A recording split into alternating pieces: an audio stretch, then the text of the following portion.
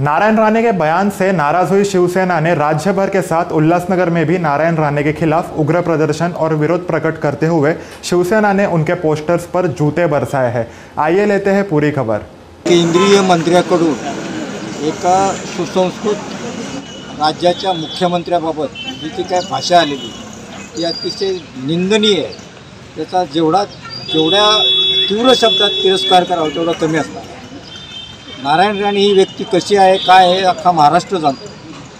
आता आमच्या कार्यकर्त्यांनी कोंबडी चोर म्हटलं। अगदी कोंबडी चोर पासून अशा या माणसाला आदरणीय बाळासाहेबांनी मानाचं पद दिलं, तेही त्याला पचलं नाही ते त्याला पटलं नाही। बाळासाहेबांच्या पाठीसुद्धा खंजीर खुपसून गेल्यानंतर काल परवा जाऊन बाळासाहेबांच्या समाधीचं दर्शन घेऊन आशीर्वाद घेण्याची भाषा करतोय।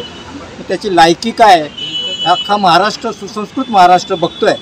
अशा परिस्थितीमध्ये या राज्याच्या मुख्यमंत्र्याच्या बाबत त्यांनी जे वक्तव्य केले तिथपर्यंत ठीक आहे, परंतु आमच्या पक्षप्रमुखांच्या बाबतीत जे त्यांनी जे उद्गार काढलेले आहेत त्याच्या उद्गाराबाबत आम्ही त्याला खुलं चॅलेंज करतो, ओपन आव्हान देतो की त्यांनी त्याच्या पिल्लावळीसह कधीही कुठेही कसंही आम्हाला भेटावं। पक्षप्रमुख आणि त्यांचं ते कानाखाली वगैरे फार लांब, त्यांनी त्याच्यात हिंमत असेल तर आमच्या एखाद्या पदाधिकाऱ्याच्या कानाखाली येऊन तरी हे केली तरी त्याला अशी जागा आम्ही दाखवल्याशिवाय राहणार नाही। त्यांनी आता सुधारावं, नाही तर त्यांनी खरं तर आता त्याचं वय पण झालेलं आहे, वयामानानुसार काहीतरी बरळतोय की काय। आता आमचे शहरप्रमुख बोलले दारू पिऊन तो उडबडला, तो त्याचं जे हे काय वागणं आणि आहे हे निंदनीय आहे।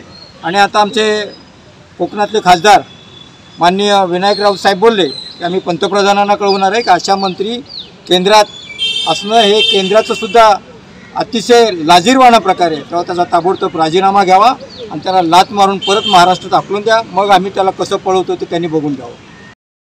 कोणार्क, अपना शहर अपनी बातें।